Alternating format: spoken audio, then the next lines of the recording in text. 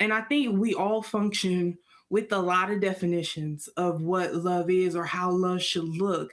But I hope we could always agree on this sense of love should never do harm, right? Intentional harm to somebody else. And I think it gets messy. It gets messy because sometimes we think we're not intending to do harm, but we are, we very much so are. So it takes a little bit of that self reflection that we talked about earlier for you to kind of understand like what uh, uh, pathogenic beliefs are operative in your thinking and that influence the way you engage with other people. This is a Lirae Journey podcast on the Mckissick Podcast Network. I'm Dr. Sherella Cupid, your host. The Lirae Journey podcast is a space for Black women to choose themselves. For season 3, the theme is Love and. We will continue the Sister Circle conversations with Black women from different stages of life within various roles regarding personal, community, and professional. The intention of the season is to continue and start conversations on the meanings, experiences, and practices around love in numerous areas. This is our grounding season. Because Lirae means love is real and eternal. So sis, let's practice love. So if you have realized, our season has concluded. In this episode, we will be in conversation with Sierra Mckissick, who is the CEO, the CEO, the genius, the base of brilliance, Sierra Mckissick of the Mckissick Health and Wellness Network, community, philosophy, mindset, like all of the things, the words that come to mind when I think about Sierra's company and organization. Not only is she a CEO, she is so many other things, such as a behavioral and spiritual health specialist, a development coach who is committed to transforming lives. Also, if you have not realized, she's a media and communication expert, an educator, author, and a dear sister friend. On this episode, I will be in conversation with Sierra as we reflect, recap, and let y'all know what's coming next for the Lirae Journey podcast and community. So please, Sierra, can you introduce yourself? Not better than you can, apparently. That's top tier. Look, a top tier intro, as they love to say these days. Oh, man, it is a good day. Happy to be here. Happy to be in the Sister Circle again. I've had the pleasure of being on the show before it came to the network. And now this is my first time being on the show while it's on the network. So I'm so excited to have you on the network and to be on the show today. Thank you. So in talking about me joining the network, can you let us know what brings you to this Sister Circle space? Oh my goodness. One, storytelling and allowing space for women, Black women, to just freely express themselves as is. A lot of times when Black women enter into spaces, you talked about this in your last episode, we have to protect ourselves. We have to be concerned about safety. And so for this Sister Circle to exist, it gives us space to just show up as ourselves and be who we are. I was talking to my sister not too long ago about being free and living freely as the new woman you've developed into, or the one you're journeying to become. And she was like, yeah, I wasn't this woman, when I started this last job, but now I am. And I'm trying to figure out how to negotiate, how to show up as this new version of myself in this space where they remember the old version. And so it's a great opportunity when women can gather and make space for who we were and who we are and who we want to be. So I'm happy to be here. Yeah, I love that. Just the essence of time being all in one. So the past, the present, and the future. So it's interesting that you bring that up because journey, that's why I decided to name it Lirae Journey, because we're in process. It's not that we ever arrive at a place. Right? Yeah. But if love is our marker or our way of being, then we're always in process. Mm-hmm. So it's interesting that you said that your sister is navigating a space where people are recognizing that she is a new version of herself. Oh yeah. Oh yeah. Even in me returning home back to my home city, home state, showing up as the evolved version of yourself instead of the child version of yourself. What is crazy is how somatics work, right? And how when we physically re-enter places of trauma or places that had like an imprint in our making and development throughout our youth, we have to remind our bodies like, I'm the adult now. I am safe. I create this environment. And so that's even an unlearning process that you kind of have to journey through and walk yourself through with grace, because you'll have moments where you show up as the worst version of yourself, just out of response of some of the familiar places or people or somebody saying something that was off the wall, So we go through that in many ways, and we have to allow space for that to exist, as well as our journey forward, still moving toward whatever vision of our life or ourself that we're trying to get to. That's an excellent point, because we're always in relationship with ourselves first. Right. It's always that, like, who is the common denominator in that relationship? It's me. It's me. It's 100%. It's gonna be me.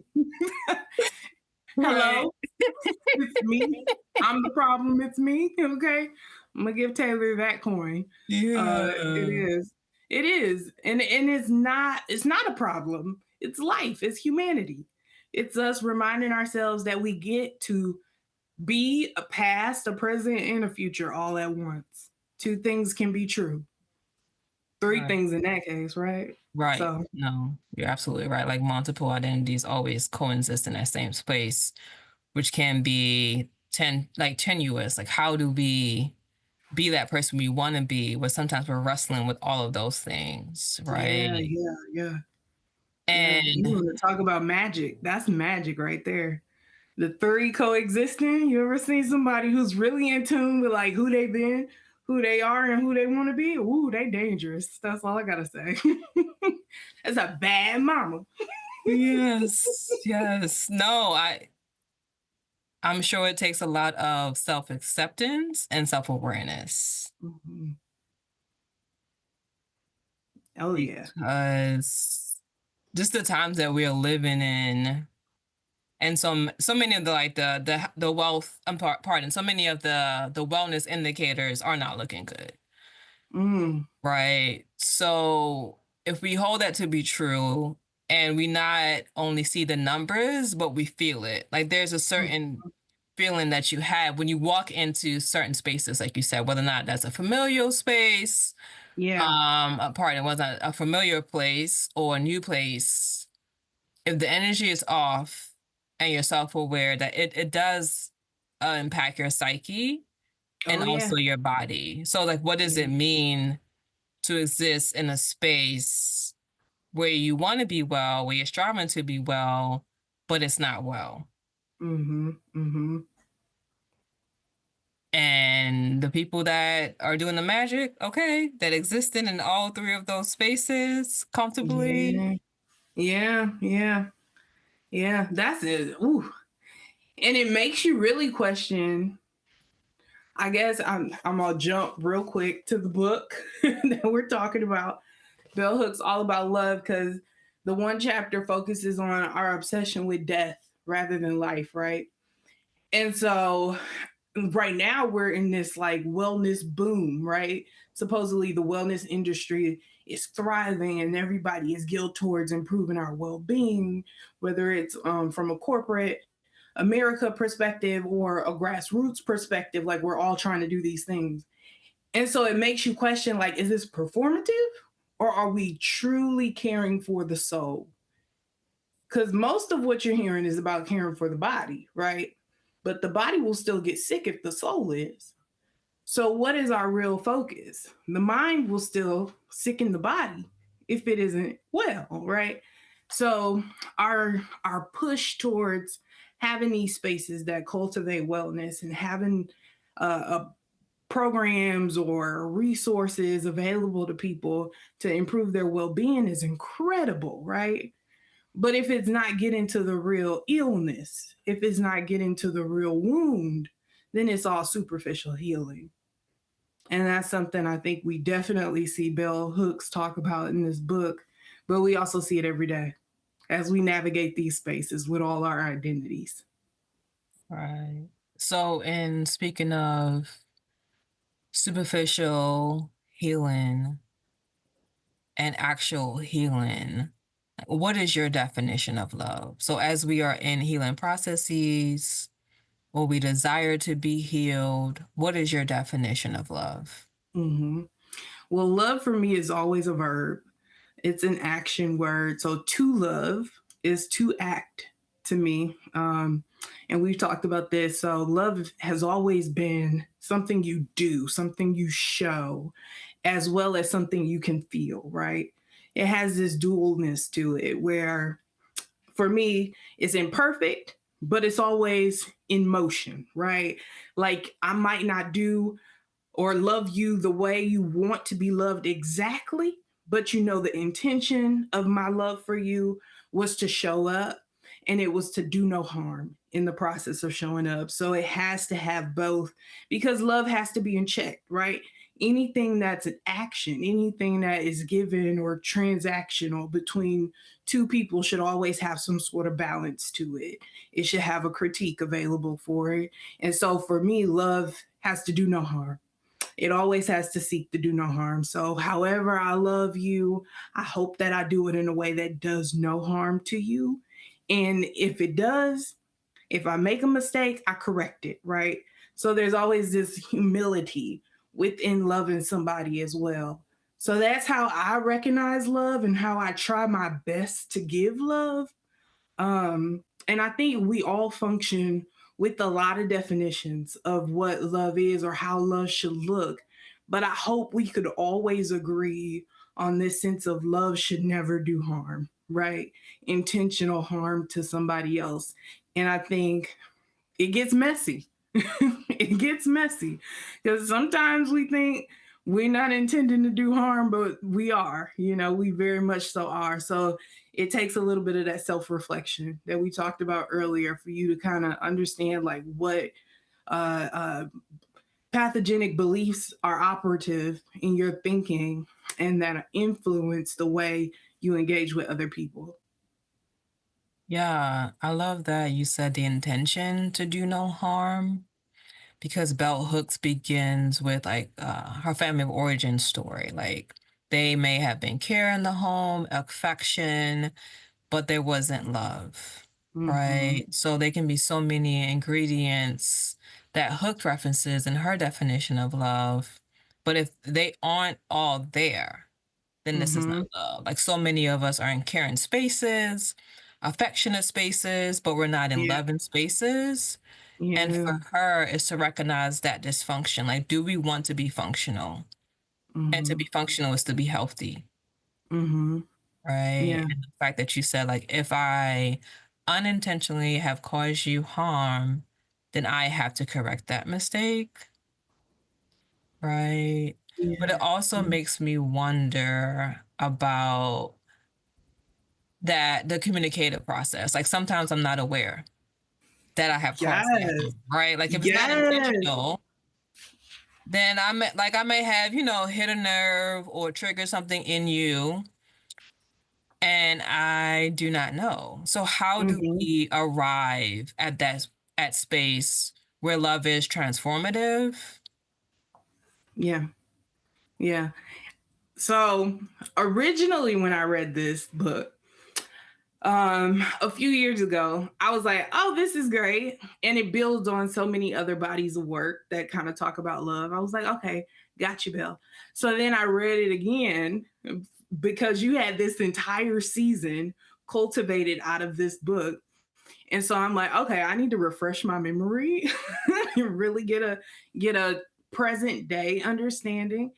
And what the second step is communication, right? Once you make the decision, the book actually says that. What chapter? This is the mutuality chapter. So we're talking about relational experiences of love. And so communication has to be present, and it requires two people. Two people have to communicate. So in love, you circle back to that vulnerability where if I've harmed you, you have to be brave enough to tell me that I harmed you and believe that my intention will be to correct it and not to say, well, you shouldn't have felt that way, or even if I say, well, I wanted to harm you. That's why you feel harmed. Accept it, set a boundary, and move forward. It's that regrouping and repairing that she talks about a little bit that has to be a part of that process of loving as much as the act of loving, right? So love is not just me showing you I love you, showing up for you, trying to do no harm. It's also knowing, like, in the back of my mind, like, stuff might pop off and I might need to recover from some hurt or some harm. Can I do that? Yes, I can, right? It's that understanding of self-efficacy where it's like, I can recover, I can figure out my own solutions, and I'm capable of recovering from anything that might come my way.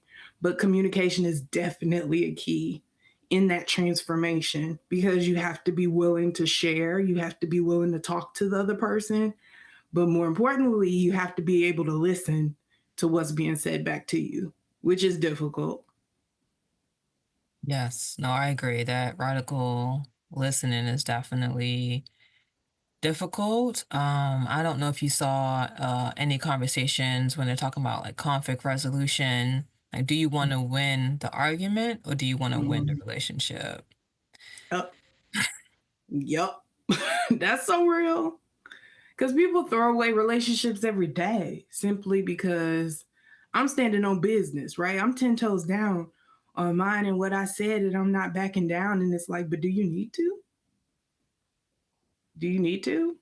There's that part from the novel that she mentions where it's like, if you want to be well, if you want to have friends, if you want to have family, you can, but do you want them? Like, do you really want the work? Because it's work. It is.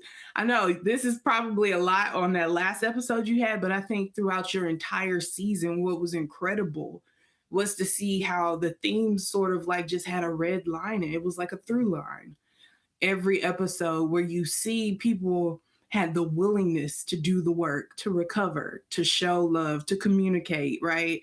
Whether it was a partnership, a parent and child relationship, a marriage, friendships, mom and daughter relationships. You've had that throughout the entire season. And it was beautiful to see so many people be open and vulnerable about sharing not only their experiences, but how they got through. And that's one thing I love about sister circles and just spaces where women gather is that we always showcase how to get through. We don't just tell you like, girl, you got this, like, just do the work. No, Black women, we gonna tell you how to do it, how to braid the hair, how to cook the meal, how to get your sheets to look better than the sheets straight out the dryer. The simplest thing to the most complex idea you can come up with. Black women have always been willing to help people. And so that's the beauty of a sister circle. That's the beauty of communication. That's the beauty of relationship and good, healthy love in general. Yes, I would definitely agree with that. And thinking about that commitment, that's definitely a key word that resonates with me and reflecting on the season, like the commitment to be in this relationship and therefore go through this process. Yeah. So I don't think we often talk about, like you said, the ingredients or the steps in order to do this thing that we call life, right? Yeah. It's kind of like, just do the thing, show up, and you'll be fine. Like, you'll figure it out. But oftentimes it's like, no, I don't want to figure it out. Just like, I don't want to struggle any more than is necessary. Like, I don't see that as a gold star. Yeah. Right. And I think we have been socialized to see struggle as a marker of being strong, of Blackness, of womanness. I'm like, So I'm glad we are seeing this shift when we think about like the soft life and going easefully. Yes. But it's a process of undoing to get there. Yeah. Yeah. Undoing a lot.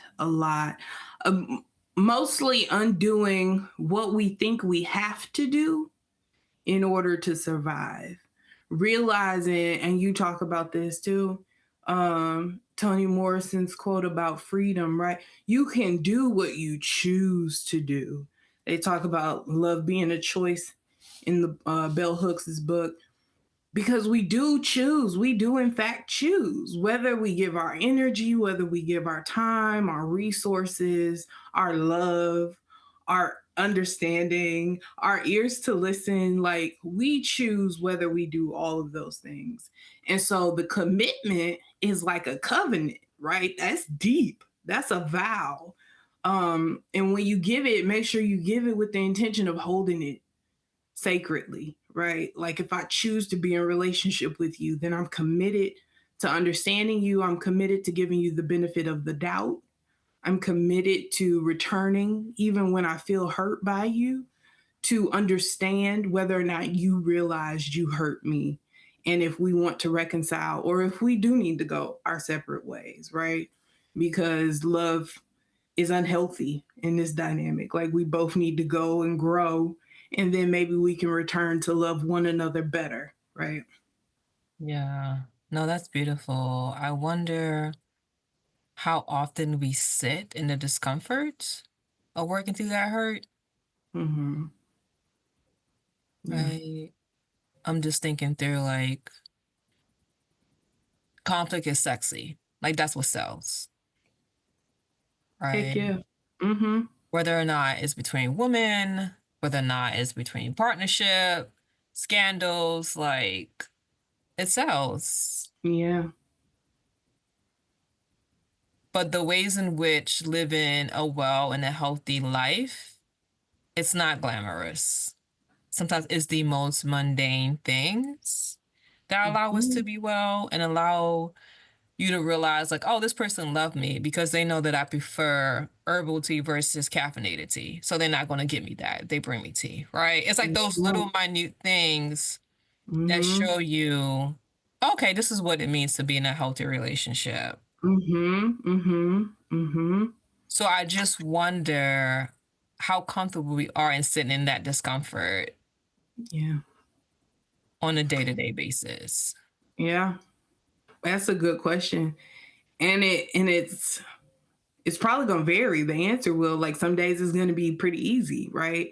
And other days that solitude might just drive you stir crazy, like figuring that out. I think it's interesting because we talked about one of our passing conversations is an ongoing passing conversations is about Tia Mari, right? And so we were talking about her now realizing like she needs to just be by herself for a minute, right? And that's not going to sell. Who's going to give her a reality television to watch her journal every morning, right? And practice her prayer life, like, or whatever. Like, as much as we claim, like, I think I saw this on Instagram, and it was probably with one of like the white feminist groups, but they said every woman deserves her eat, pray, love. And I'm like, yeah, but the thing is, like, happy women has never been marketable, right?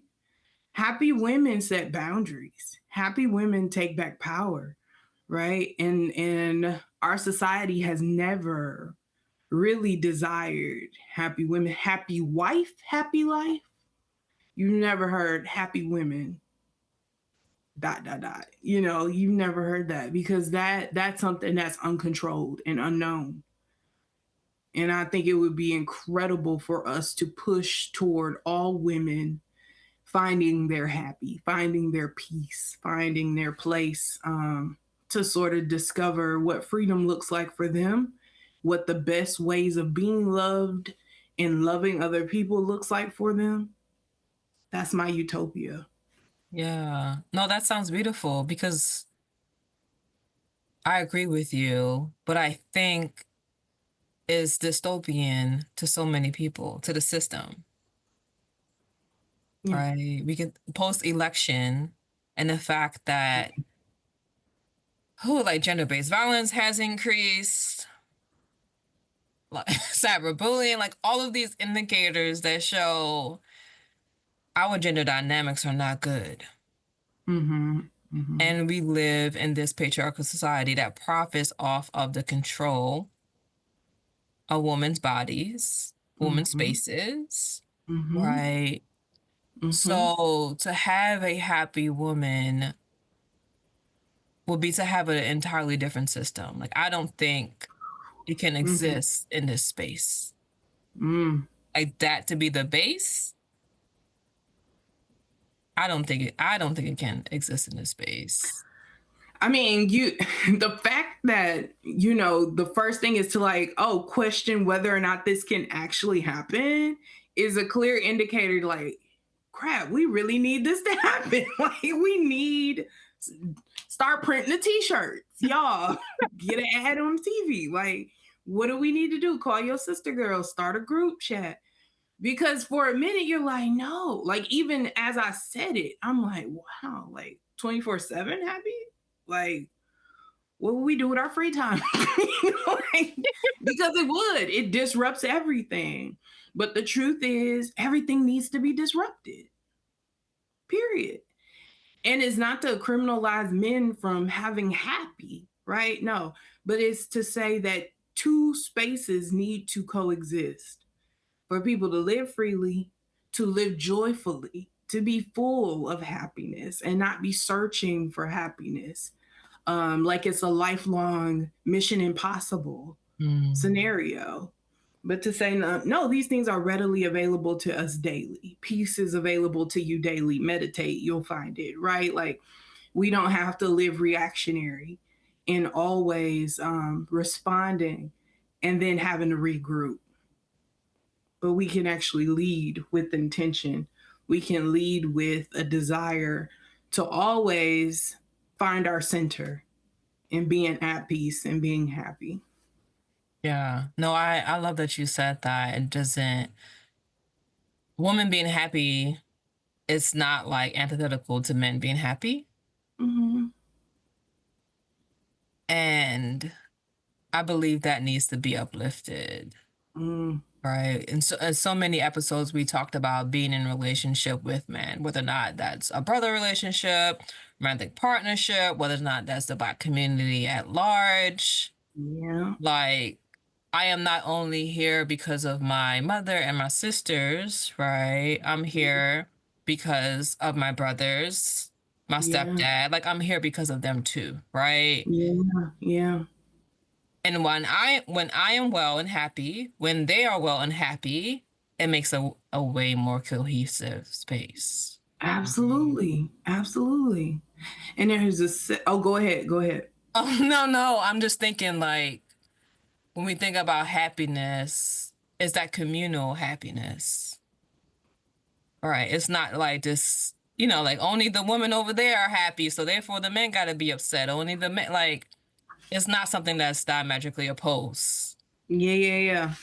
And I was looking for it in the book because what you say is like spot on in there about you not being able to practice love until you think of the other person as much as you think of yourself, right? You consider, and I think that's why it's not antithetical, because if men need love, then they need to think about women's love as much as they think about their own love. If men want peace and happiness, think about women having that as much as you think about you having it.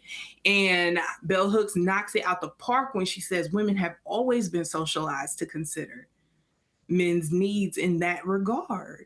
Now, whether or not we execute it like perfectly is up for debate based off of the man that you're with, right? And whether or not he feels you executed it perfectly. But the mental capacity to consider it has always been a part of our cognitive ability and our functioning.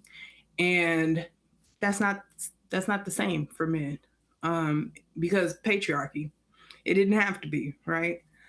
So yeah. The two have to exist, especially if we really want to be well. And I think there lies the truth. Admit we are unwell. We are unwell. We live in relational dysfunction. You were like, oh, the title for that last episode. And I was like, yeah, because it just hit me. I was like, yeah, this is relational dysfunction. Like I didn't realize the separation was so vast. But then you turn on YouTube and you get these recommendations for podcasts by men who are angry and rightfully so. Some of them, they feel like they should be angry, and then because you get to own your emotion, you get to own your response. Now I would say give it some context, be open-minded to consider the other side, because there are always multiple sides to a story. But you also have women who are angry, and so if we can all bring our anger, set it down on the table, and then say why. Can we get to a why? Can we get to a how this came to be? Then maybe we can move forward in agreement and in a better way of loving and listening to one another. Yeah. Because that should be the goal, unless y'all don't want to be well. Holla at me. Yeah. I would hope that we all want to be well. I would check that box. Yes. Mm-hmm. In regards I think it would be interesting, like after the election, we all got those text messages. Can I send out some? Because I'm really interested in a lot of things. How can I buy that list? Okay. Yeah. I would love to send out some messages. Like, do y'all want to be well? Do you want to be happy? Because if we're honest, like some of us wake up on angry and we stay that way. We were just talking about, I said, sometimes I wake up in the morning and I know the first thing I need to do is drink some water so I can get myself together. And I'm like, no, I choose angry. I'm like, I don't want to be up. I don't want to be hydrated. It's like, you're dumb. Drink some water. Like, yeah, you're not going to make it an hour. But we do it too. It's self-inflicted harm, And so if our philosophy is do no harm, that means to self and other. And we should practice that. No, that's a beautiful note to take. Like if the philosophy is no harm, I always have to like circle back to myself. Like, am I practicing the life that I hope to live, or that I'm discussing, that I'm manifesting within myself? Mm-hmm. Right? Because if there is a contradiction, if I'm living in a contradiction for the majority, then that's not good to my body. When you talked about the fact that wellness is branded as something physical, but if the mind is not aligned with the physical, then that's a lot of chronic background stress. That's a question I've been asking some people, like, oh, do you think perhaps like you have some background stressors that are running that you may not be aware of? Like, do I have some background stressors that I'm not aware of, and thinking about that self-love that I need to like unearth and bring to the forefront? So therefore I am practicing that self-love. Because I do think I show up better when I show up for myself first and routinely. Because I know, like, when I am emotionally drained, it's the end of the year. I'm sure a lot of folks, from parents to educators to people who are in managerial positions, are emotionally spent, right? Because anytime you have to expend a lot of energy to people manage, it gets exhausting after a while, right? So just that self-audit of, am I, for the majority, doing the things that I know that I need to do to be well? Is a question that at the end of the year, like I have to circle back. Like, okay, like what do I need to do in order to like to return to that better self? Like, am I waking up drinking that water? Am I waking up doing that meditation? Right? Am I not scrolling first thing in the morning? Like those questions to help me make sure that I'm navigating through the day well. So in thinking about that, another question that I had for guests this season, which I will pitch to you, is like, if you could title this season of your life, like what title would you give it?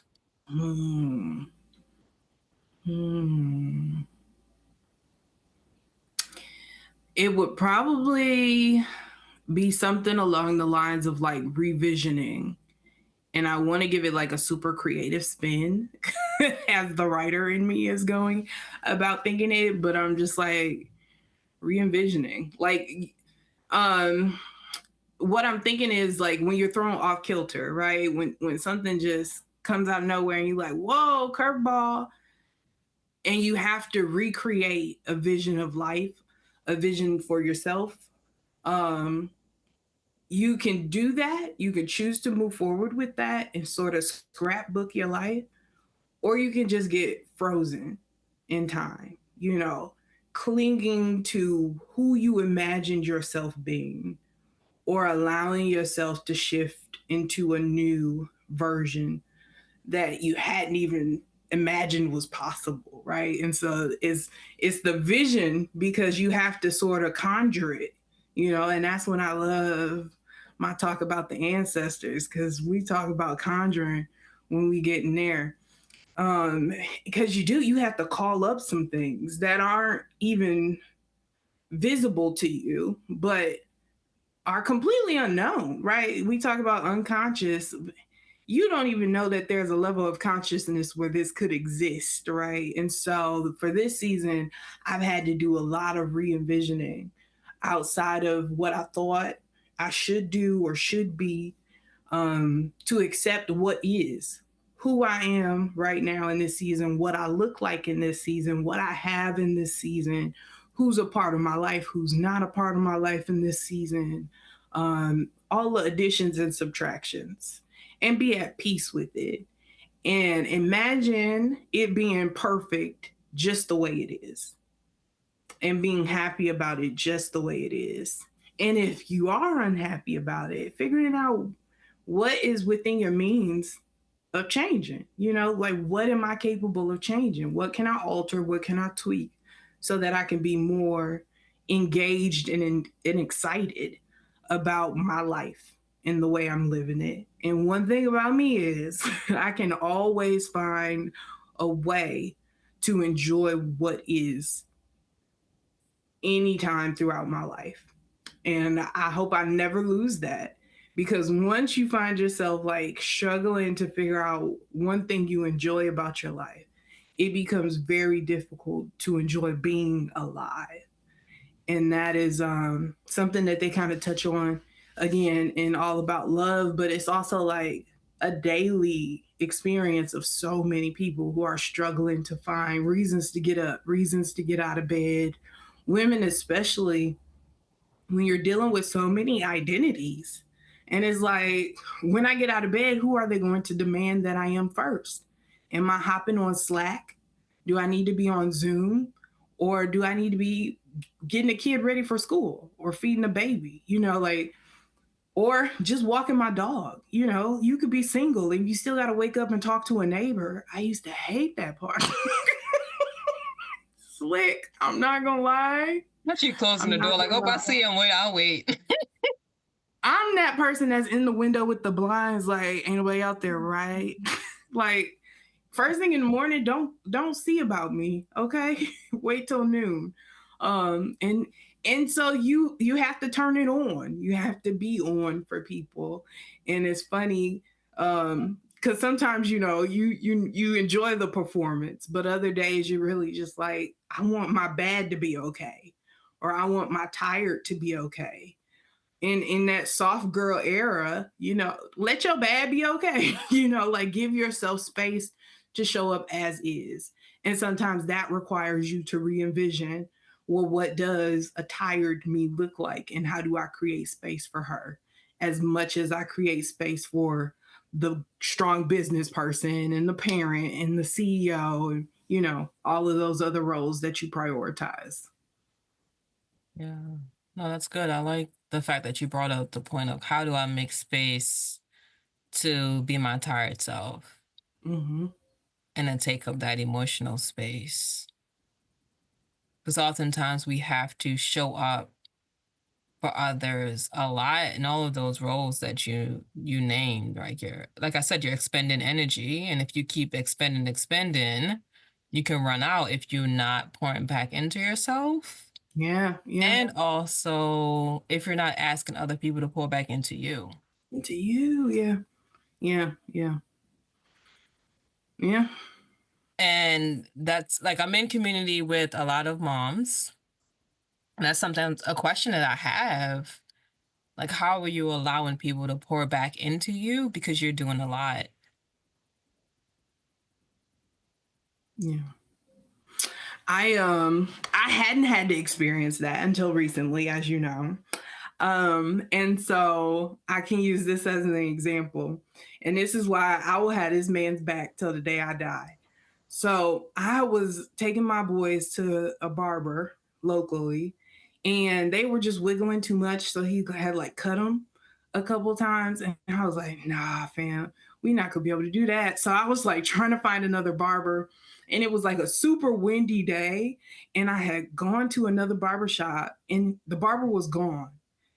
The building was closed. Like there was no way he was still in business in this building. But he allowed you to book online and you could pay online. And the phone number that was available was out of service. And I had booked this appointment like a week in advance. And I'm one of those people, like, I take care of myself from head to toe on my own. So I don't really like going to pay for services, anyways, but I got to take my kids to the barber. So I'm like, I'm going out of town with the kids and they need a haircut. So I call their godfather and I'm like, do you know somebody in Nashville who can cut their hair? And he's like, I'm booking the appointment right now. That's it. That's all. Sometimes pouring into somebody is just like giving them the answer that they need right then or just doing it for them. And that is the quickest way to make me a happy woman.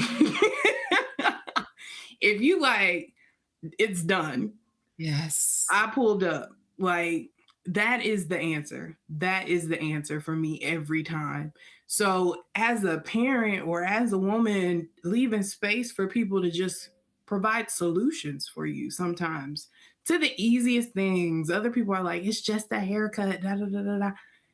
Sometimes you just need that easy thing, and you need to be able to move forward with all the other things that you have to think of. And now I cut their hair myself. So there's that. But in that moment, you need to relieve the tension. And so allowing somebody to show up and provide a solution that relieves the tension pours so much into you, like in ways you don't even understand. Like the rest of the day, I was just like, you know what? Feel like a Care Bear or something. Like I'm just happy. And the day feels easier and I don't have to worry about that because it's taken care of. So yeah, you kind of got to let people provide solutions for you. Even if it's not the exact way you want it or how you would have done it, it's still it's done, And that's okay. Yeah, I love that. Shout out to the goddad for going ahead and booking that appointment. When people come through, you gotta let them come through. And they got their little black barber shop in the South experience. And I said, amen. Don't talk crazy, but amen. I love that. It also brings up the aspect of surrendering in love. The fact that you said, even if they don't do it perfectly or the way that you would have done it, just the gratitude of it being done. Yes. Right. Yes. And gratitude is not something I realized I had a problem with expressing until now. I'm like, oh, like you're always grateful, but do you express gratitude in a way that other people recognize that you're grateful for the things that they do along the way? And I'm like, oh, okay. So now I'm like, thank you cards. I got thank you cards. I got Christmas presents coming because I'm not a big gifts person. I'm just like an acts of service person where like you do something for me, I'm there for you, hands down. And you don't have to say thank you. Like it's love. Like that's the way I understand love. It's completely action oriented and the do no harm is always a part of it. But other people experience love in different ways, right? And so how do you commit to your agreement to be in relationship with them and love them well and hear them say, I feel loved by you when you send me a gift or you say you really appreciated what I did. And then it's not too much work for you to do that if you really love them, and you want them in your life. Yeah, I would agree with you. We all have our own languages of like what registers as love to us. And of course, with season, it changes too, right? Mm-hmm. Mm-hmm. But generally speaking, if you know that I appreciate X or I need X and you give it to me without me having to ask, that's like, for me, that's you're being observant, right? You're being Yeah. So I would agree. Mm-hmm. I would agree with that assessment. And I'm thinking in regards to like that communication, like in each and every relationship, you're going to have your own ways of communicating. But also as you grow, and if you're in certain spaces, like the end of the year exhaustion, for example, or major life transitions, you may not have the capacity to communicate in the ways that you used to. Right. So then a question that comes to mind is like, how do you circle back to that person once you're in a more like rested space to have those conversations of like, this is where I am now and this is what I need? Oh, yeah, yeah. I mean, you're talking about the things that has ended a lot of relationships and a lot of marriages in present day. Um, because there's a difference, and I had to jot it down because I'm like, I feel like this is a blog post I'm going to write later on. Okay. There's a difference between observation and intuition, right? And sometimes we think people should know these things because they've observed them. But some people observe things and never internalize it. Like, I saw the car was red, but I didn't go, oh, it's a red car and your favorite color is red. That's why you got the red car. No, everybody doesn't do that mental work, And so in partnerships, we find a lot of people believe that over time, the partner, whether it's a friend or a love interest, should know these things because we've been together for so long. And I'm like, there are literally siblings who could be twins or a few years apart, and they still don't know everything about one another because we are individuals first, singular, first. One person, one mind that functions the way it functions. And so there has to be grace. When you circle back, do it with grace. With grace that says, you might not have peeped that my car was red. It's red. Red is my favorite color. First off, this is not my personal story. I would never have a red car. But my car is red because my favorite color is red, and then allow for them to be wowed and amazed, and taken aback because it was new information to them. And I think sometimes we get so bent out of shape about people not knowing that we forget that some things can be explained. And it's a lot easier when we do. It's a lot easier when we do. If I just assume you didn't know and you didn't understand, then you can confirm that you did and you just didn't care. And then we go on another route. If you like, yeah, I knew your car was red, but I don't care, then that's a whole nother conversation. But it's like the trend on Instagram where the women are bringing in the vase and they're pretending like they got flowers from their partner. Okay, so there's this whole trend. It's like the worst. It's passive aggressive, definitely. Women kind of bring in a vase and they pretend like they're like arranging these flowers that their partner brought. And it's to hint towards the partner that you haven't brought me flowers. Why haven't you gotten me flowers? And I'm like, that was a lot of effort when you could have just said, did you remember I like flowers? Did you know I like flowers? Let me show you my favorite flower. It's actually a daylily, like whatever it is, show, explain. It's not that deep. Rather than you shaming your partner. And y'all kind of touched on that in your last episode. And I thought that was a good point. Like, we can express our desire to be loved in new ways without shaming the other person. And that's what you can do when you circle back to have that conversation with that person. Don't do it from a position of, you didn't do this for me and I'm upset with you about it. Say, hey, did you know that this is something I like, something I appreciate, something that I'm interested in trying out, is new? Yes, I haven't asked it of you before. No, but can we try it? And if the answer is yes, then good. We Gucci. If the answer is no, then perhaps we need to revisit how we can compromise in our relationship and communicate in ways that allow for us both to be satisfied and receive pleasure or whatever else your focus is. Yeah, I love that approach. I think oftentimes when I don't understand something that someone did, or I also feel comfortable with having those discussions, I try to lead with curiosity instead of accusation. Mm-hmm. And I think that's how we practice grace. If I can lead with, oh, can you tell me more? Can you explain this? Help me to understand, versus, now, why did you do X, Y, and Z? Because you should know better, right? And we talked about that in episode 1 with Tasha. Like, no, a lot of people actually, they don't know. They don't. Mm-hmm. They don't. I love that episode because we lose it.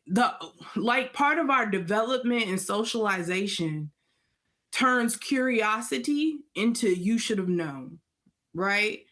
At some point, you age out of questioning and hypothesis, and testing things out until you're to a status where that's acceptable. Then we call it research and development, right? Then we get into a higher pay grade. But if we could always live in a area, in a space, if we could always create spaces for people to be curious at every age, you better be 82, honey, trying to figure out anything, any little thing your heart desires, whether ice melts in an hour or 20 minutes, like, go for it.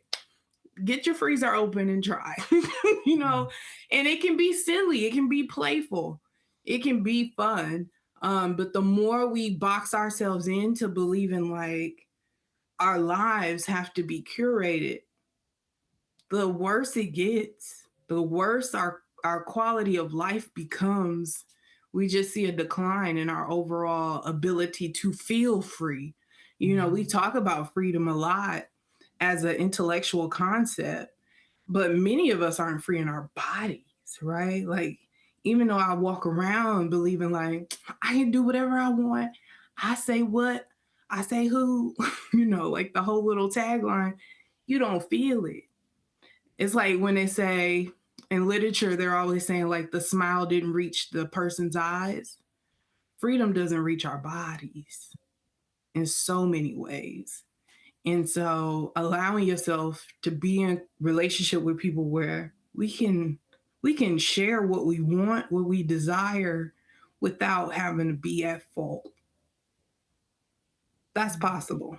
That's possible. And it's a beautiful relationship if you can find one, You can find somebody to agree to approach life like that with you. Mm-hmm. No, I agree with you. And I think it's that counter work, right? It's always or often doing what's counter and deciding like, this is how I want to live life. If it's counter for me to live a life in which curiosity is a central value, then that means that perhaps it may take me longer to create these spaces, or the spaces may be more intimate, right? It's kind of like that change theory where only 1/3 is going to be enthused to go along with that change, that positive, right?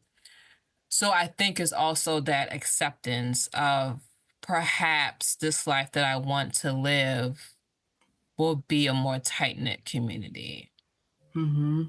Because when you said that there's a point in life in which our curiosity is diminished I know in one of the episodes talked about like working memory and elders, like how do we get elders to take in new information with Dr. Yeah. Tara Evans, and the fact that a lot of elders, they don't want to do it. It's not that they aren't able to do it, it's that they don't have the desire to do new things. Yeah.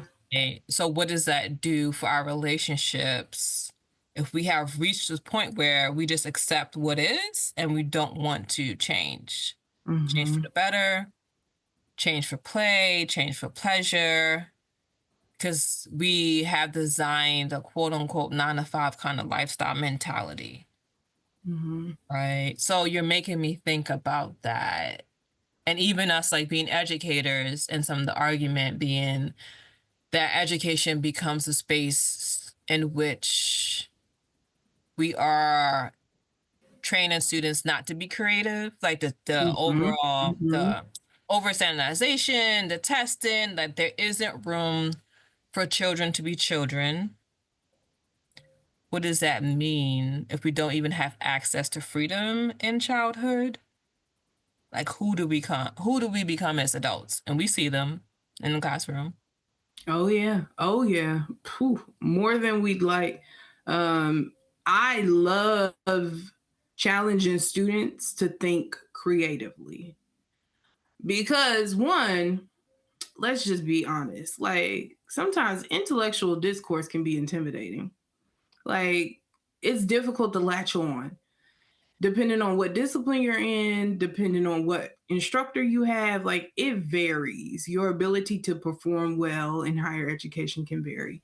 So if we approach it from a space of creativity, then we're looking for individualism, right? We're looking for people to show up as unique beings.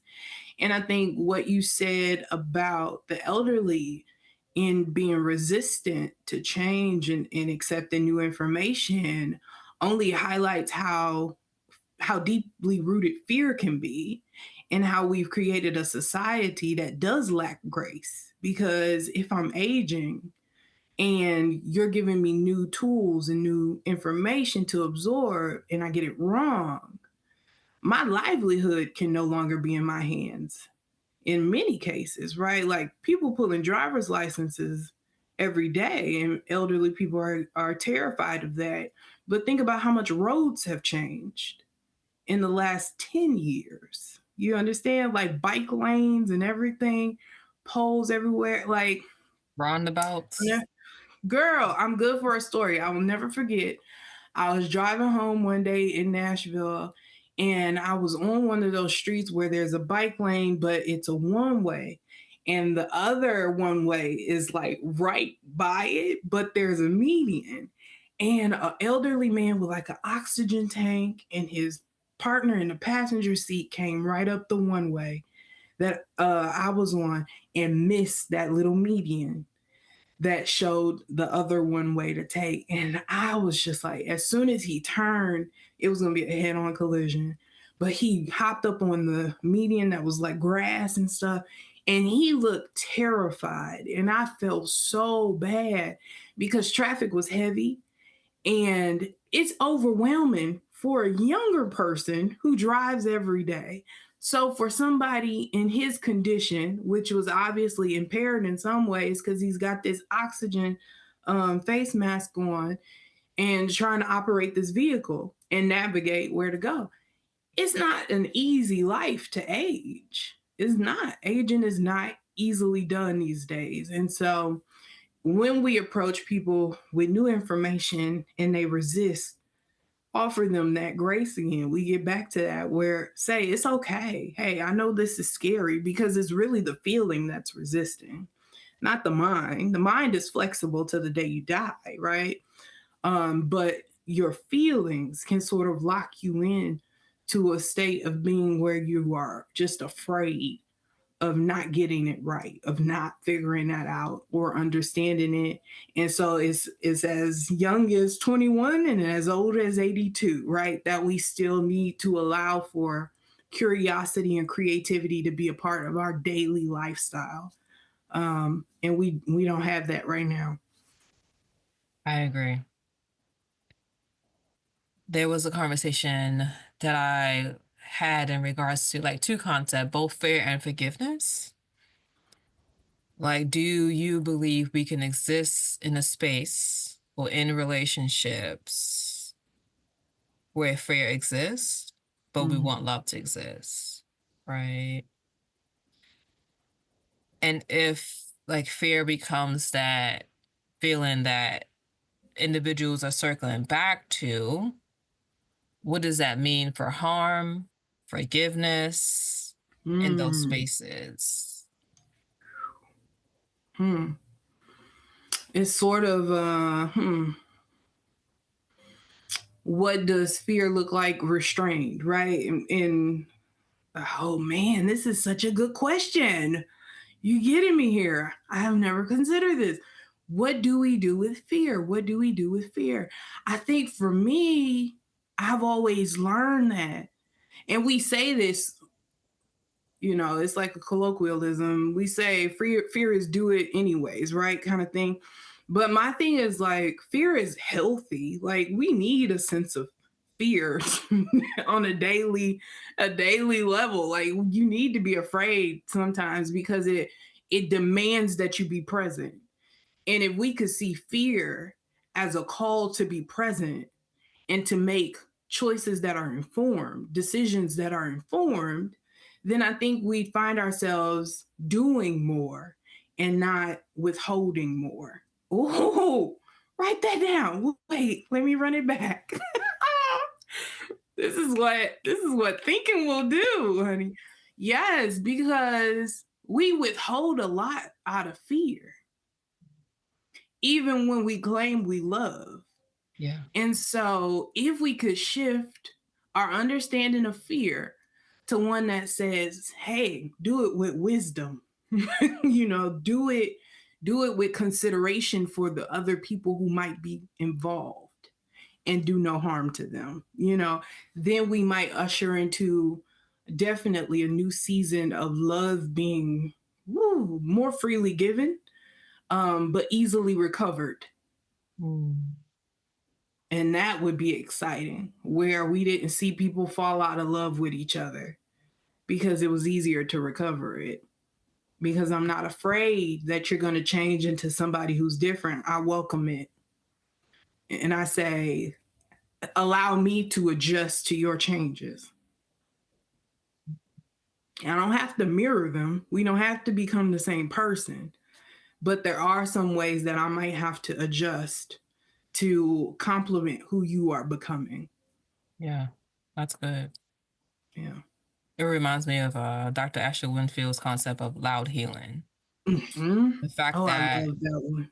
if I'm hurting, like I'm not going to silence it, which then becomes an assault onto myself, right? Mm-hmm. And if I recognize that you are acting in fear of the unknown towards this relationship versus fear, be present and practice wisdom, then some healing will have to happen, right? Because I don't think if fear becomes like the ongoing compass by which you navigate a relationship that you want to be well, I think you would then be repeatedly practicing harm. Yeah. Right. Yeah. So like, what does it mean for us to not only like loudly heal through conditions and ailments, but what does it also mean to loudly heal if we have practiced harm because of our fear of the unknown? Rather than, I want to arrive at this new space with you because I'm in a relationship with you, versus I'm going to practice fear because I don't know if you can accept who I'm becoming or if you can meet me where I'm at. Right. So it just makes me think the ways in which, how can we practice like some communal healing when we recognize this tension and that harm that happens when we allow fear to lead versus love leading. Right. So that's what I'm sitting with right now, because I think Like you said, we have been socialized out of creativity, because I would argue that love requires a lot of creativity. Mm-hmm. Oh, yes. Oh, yes. A timeout is very creative, okay? Because I got to imagine a place over there where you don't exist, okay? That's very creative. I don't know that y'all get like the mental gymnastics that you have to do to allow for this tension in relationships. It is real. It is real. And it reminds me of that section in Bell Hooks All About Love on sexuality, where she talks about people will rather stay with somebody who satisfies them sexually than really believe that they can receive the love that they want and that they desire. And it's fear. That is fear. So I think many conversations that we have are rooted in fear, and we don't even realize it, right? So when we ask the question, like, what do we do with fear? Well, then we need to really look around and see, where is fear present, and how many spaces does fear exist, and how many relationships have I allowed fear to drive the vehicle, and go right into a one way when I should have just said, hey, I'm gonna need an Uber, or I'm gonna need a ride, and not lose my sense of agency, but to negotiate another way of being. And so it goes back to that sort of like re-envisioning your life, because as you age, sometimes you have to re-envision what you're capable of and what you need assistance with. And I think if we all practice that throughout our lives, like, I am one of them people, I need somebody to do morning drop off for my kids, because I do not enjoy it. I don't enjoy it at all. I don't enjoy driving at 8 o'clock in the morning. I don't enjoy getting out and going inside. I don't enjoy any of that. Do I love them any less? No, not at all. But if you're asking me, what do I enjoy, honey, then I'm going to tell you exactly what it is. And so we need to be honest with ourselves so that we can get those needs met, but also just to live a better quality of life. Like, what is it? What is it? Just figure out what it is. Yeah. Figure out what it is. And then let's figure out a solution. Because fear is present. We see recent election, post-election, the next 4 years, fear is going to run rampant. And we need to be at peace with ourselves and really get a better understanding of who we are, what we want, and how we're going to show up in this world. Because they're going to try to tell us who we can be, and we need to be prepared to say, nah, fam, I'm not her. Okay?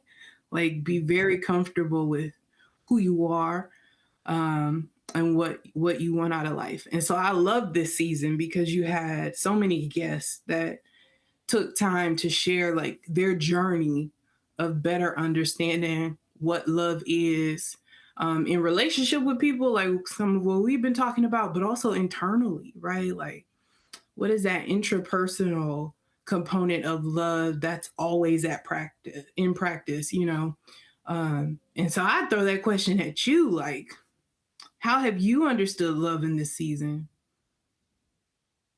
Well, love in this season of recent, within the last month or so, with my aunt transitioning, is circling back to grief, right? And I think that's where Hook ends.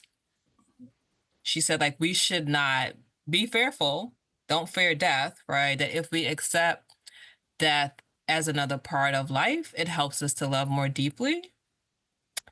So that's something that has been circling back to me, because I've been having different conversations with folks, including yourself. Like, what does it mean to grieve, to be present, to go through the task? Okay, I said, listen, I'm going ahead and write my own obituary, because this is a lot. It's a lot of work. Girl. To do. I said, right? So I totally understand why people now say, oh, I'm going to write my own obituary. I'm going to write my own funeral service. Because if you love someone through their transition into the afterlife, that means you may also have to participate, right, in the realization of them, the legacy work of them. So that's that's what I've been thinking about a lot right now. Yeah. And even last night at an event, someone talked about their mother transitioning, and she said, grief is not a bad thing. It's a good thing. Let's find the joy in it.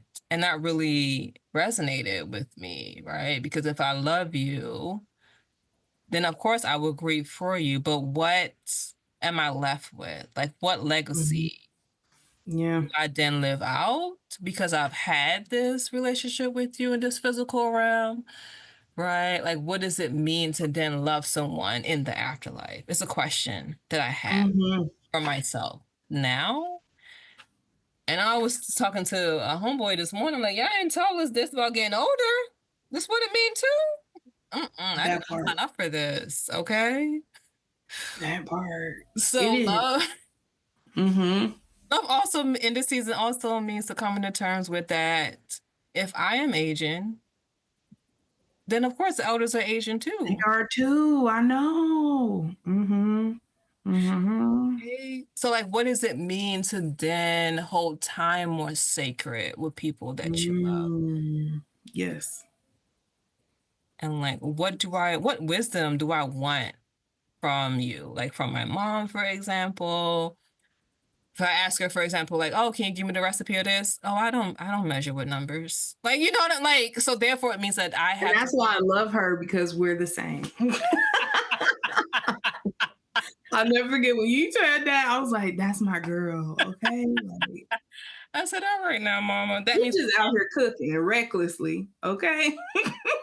listen. That I have to be more observant, that I not only have to observe, but perhaps I have to cook with you more. That if I want the numbers, then I need to probably figure that out myself, right? Does it mean that if I'm recording you cooking, recording us cooking, like how do I get what I want and need out of this relationship and be also present in it? Yeah. Is what I'm thinking about in love right now. Mm-hmm. Yeah, I mean, I just witnessed the ways in which she loves other women is remarkable, right? Like, what does it mean to have these decade-long sisterhoods and friendships?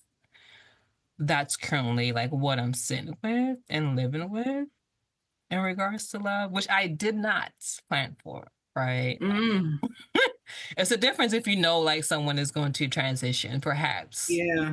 You know, you can like think a little bit more. There's like, some preparation. yes, thank you. It's in preparation. But when it happens like so suddenly and tragically, it's a different like pathway of grieving.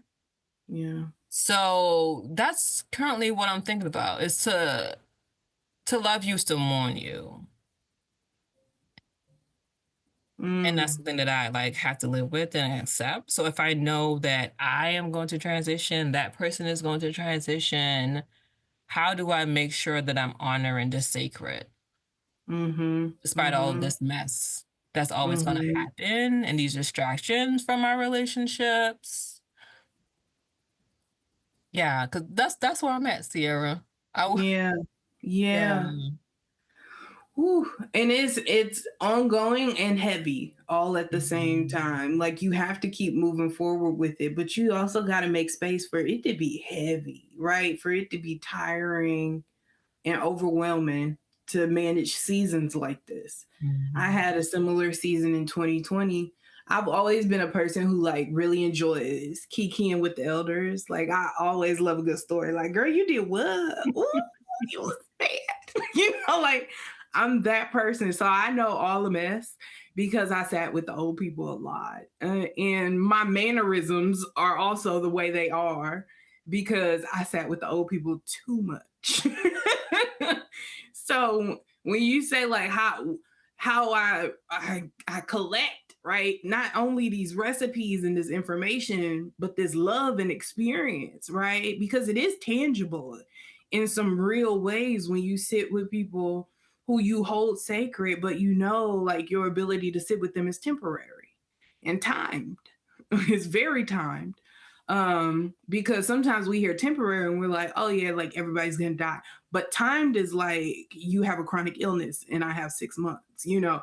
And so you're able to really conceptualize like how long you might have to sort of mine their experiences, and not in like an extortion kind of way where you just like, I just want to know everything you know, but like what would you gift to me?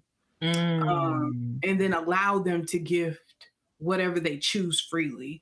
And sometimes that's the good stuff, you know, the feel goods that give you goosebumps, and sometimes it's the heavy where it's like I made choices that I'm not proud of, and you got to sit with that too.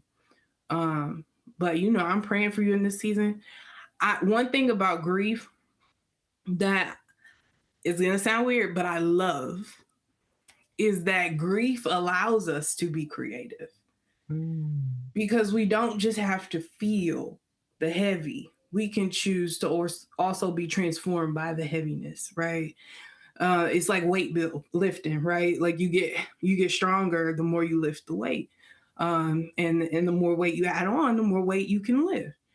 And so with grief, when it's so compiled, and in 2020, like I lost a lot of people, but throughout my life, I lost a lot of people at very key points. Like my father died my first semester in college. My grandmother died a couple weeks before graduation from college. And then, you know, so it's just like back to back. And you have to figure out like, how do I keep going on?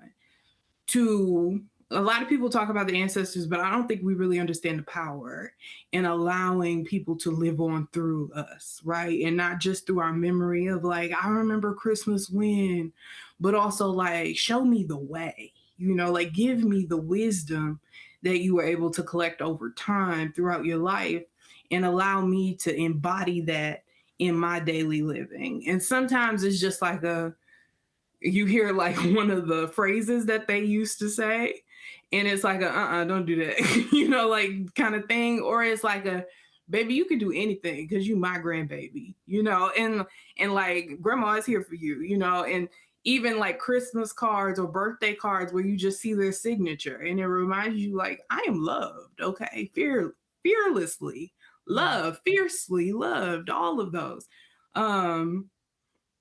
Allowing them to live on through you, but also remembering you can conjure them at any point throughout your life. I actually wrote my thesis on grief and like this understanding. I know, and the older I get, the more I'm like, dang, you was really in your bag, girl.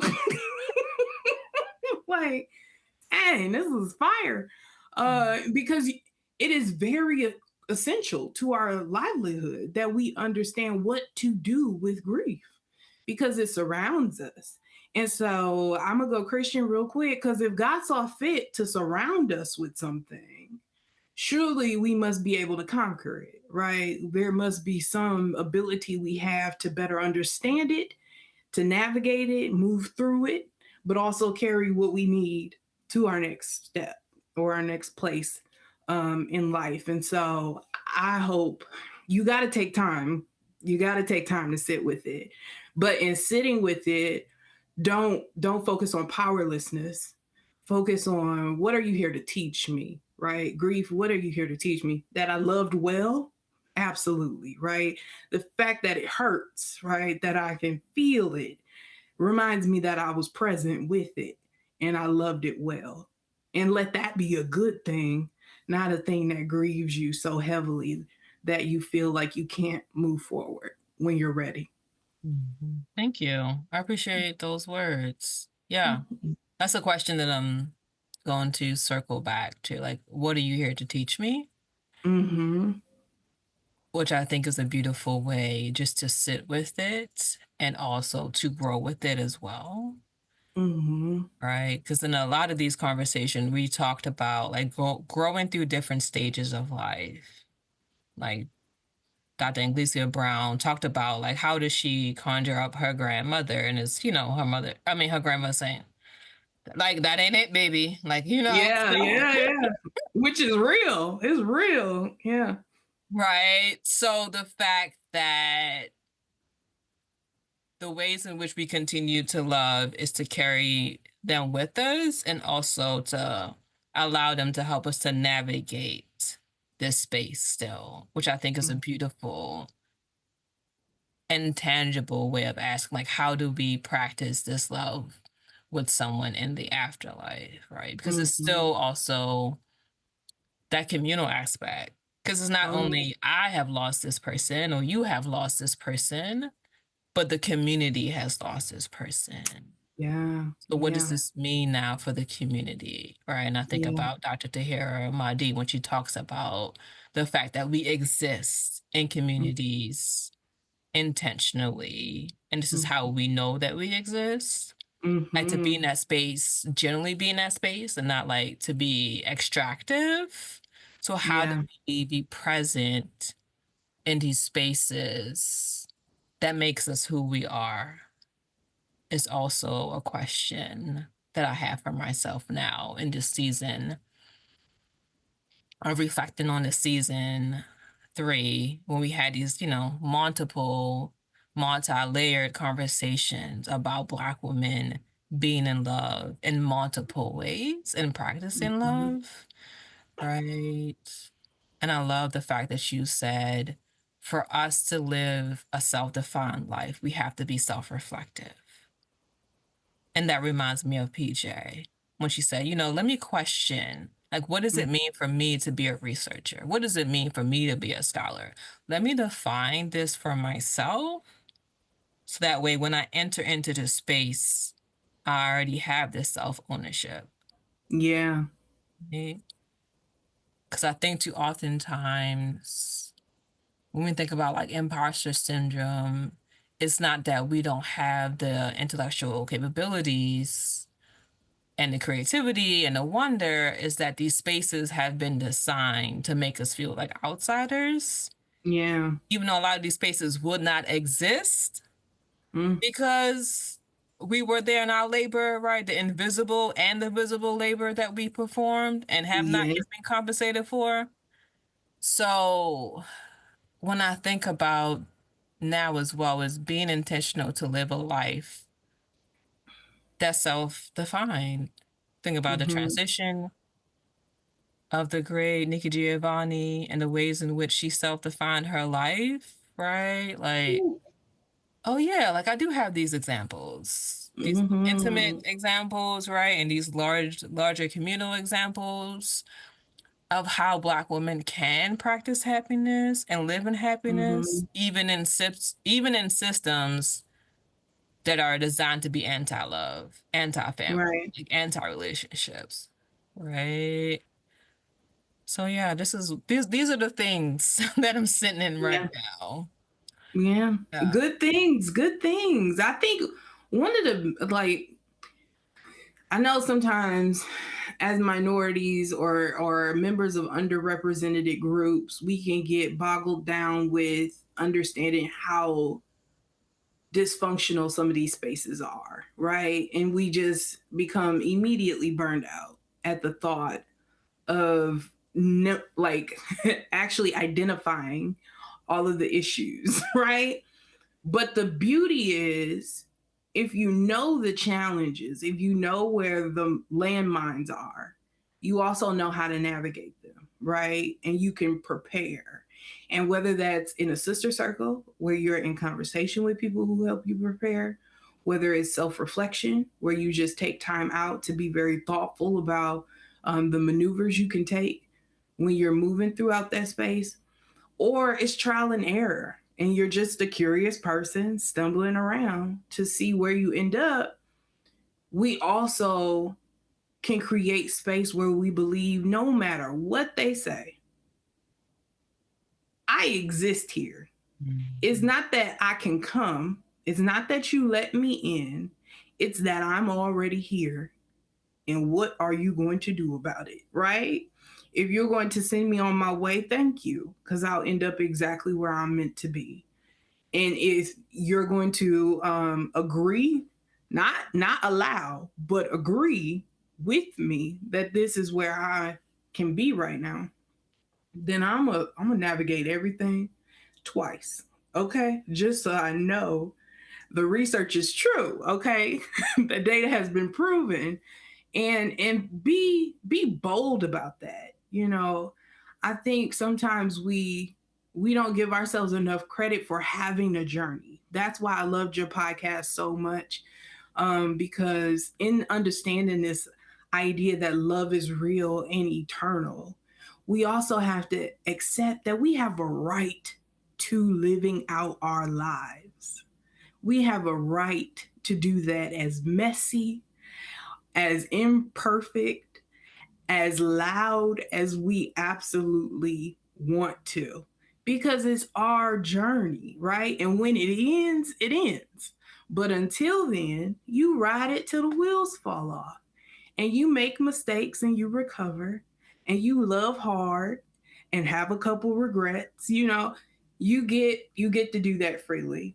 You get to do that freely. And so I hope in hearing all of these incredible people throughout this season discuss their journey, other people can tap into the freedom to live out their journey as well, and do it with all the wisdom that they've collected, and the understanding that you're going to make mistakes. And it's okay. It's okay. Thank you, sis. Mm-hmm. You're doing an incredible job.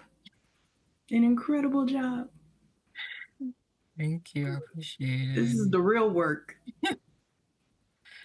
Oh, yeah, I agree with you. I think in creating spaces that we want to see, I believe it was Toni Morrison said, like, write the book. There's a book you want to read that isn't available, then you write it, right? Mm-hmm.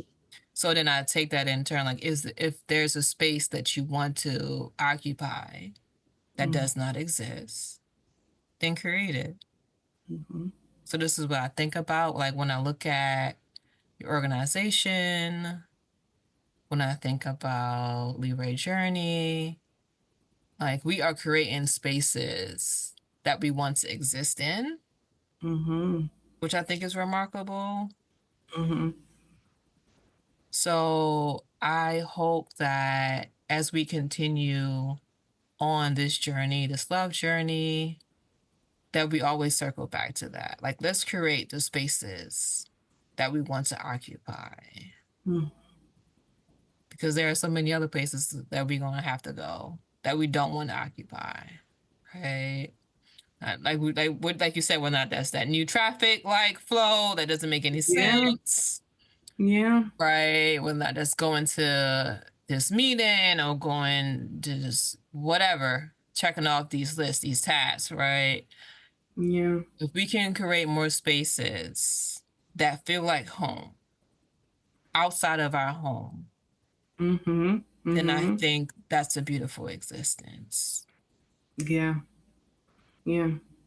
It is magic, that's for sure. That's another kind of magic. I mean, when you can envision, right, and then create, it's just power. It's power. It's another type of power when you can call things into existence that didn't exist before. It is powerful, and we all hold that power.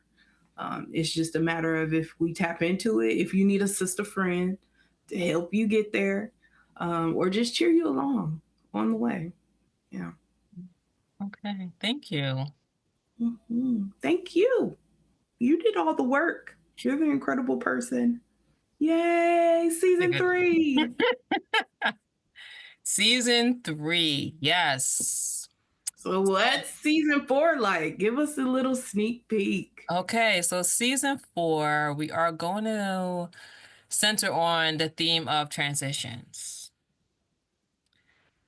I have witnessed, been a part of a lot of transitions, whether or not that's transition into motherhood, to marriage, entrepreneurship, transition even like moving cross country, switching careers. Like, there's so many ways in which we transition. So in thinking about like even my own transition and creating spaces that I want to see, right? So for example, joining the Mckissick Health and Wellness Network, because I want and need wellness to be central in my life in order to practice that self-love, right? So being around Black women who are creating spaces that they want to live in, who are navigating and shifting new roles, I want to discuss that a little bit more deeply, because I don't know if there are enough conversations about the ingredients, like you said. Like, how do we do these things, right? We may see the end product, the beginning product, but what are these steps along the way that help us to transition? Any tips, advice, etc., however these Black women want to pitch it or discuss it. That will be our theme for season 4. And I think we often talk about, like, there's one thing that's guaranteed in life, that's change. So Very true. how do we navigate those changes and these transitions? Yeah.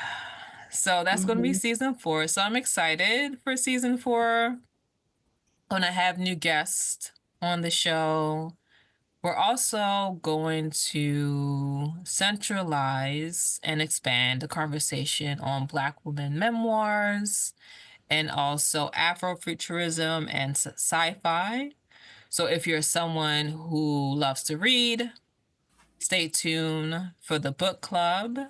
We'll be starting that in 2024, part in 2025.